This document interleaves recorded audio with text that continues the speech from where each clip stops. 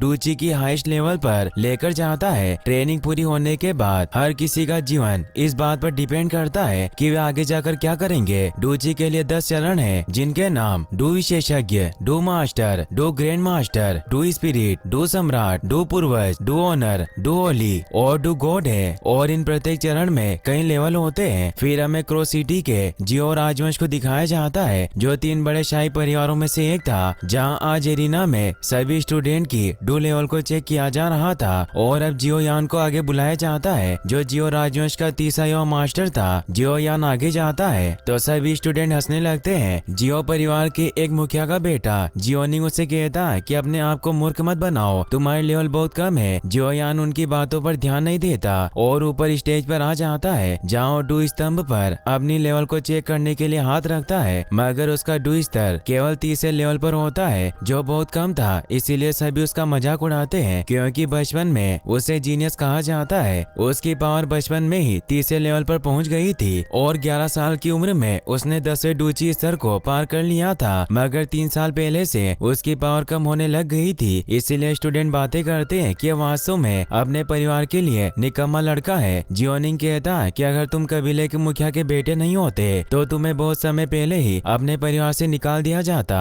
फिर अब टेस्ट के लिए जियो मेई नाम की लड़की को बुलाया जाता है। जियो यान से पूछता है कि क्या तुम सच में मुझसे नफरत करती हो, मगर वो कोई जवाब नहीं देती। जियो शर्म की वजह से मुंह नीचे करके वहाँ से जाने लगता है। तभी वहाँ जियो जूनियर आ जाता है, जो उसका हाथ पकड़कर कहती है कि तुम्हें परेशान नहीं होना चाहिए। जूनियर को टेस्ट के लिए बुलाया जाता है, इसीलिए वो जियो यान को कहती है कि तुम मेरा इंतजार करना। ये कहकर वो अपना लेवल चेक करने चली जाती है। वो जब अपनी लेवल चेक करती है तो उसका लेवल 9 होता है, जो बहुत ज्यादा था। इससे सभी हैरान रह जाते हैं और सब उसे देखने जाते हैं, मगर जियो यान वही खड़ा रहता है और मन ही मन में कहता है कि जूनियर मैं तुम्हारे लिए काफी खुश हूँ, मगर मैं तुम्हारे लिए अच्छा नहीं हूँ। तभी बारिश होने लगती है और हमें जियो फैमिली के मीटिंग हॉल को दिखाया जाता है, जहाँ जिया ली बी नाम का आदमी जियो परिवार के प्रमुख जान जियो को धमका रहा होता है, क्योंकि उनके बाजार को हड़पना चाहता था। जान जियो जिया लीबी को कहते हैं कि तुम हम पर दबाव नहीं डाल सकते, तो जिया लीबी हंसने लगता है और कहता है कि मेरे पास बहुत पैसे हैं, इसीलिए मैं और एओ बाबा मिलकर तुम्हारे बाजार और वुटेन सिटी के 2 परिवारों का प्रतिनिधित्व कर सकते हैं। और बाजार हमेशा अपने हाईएस्ट बोली लगाने वाले का होता है।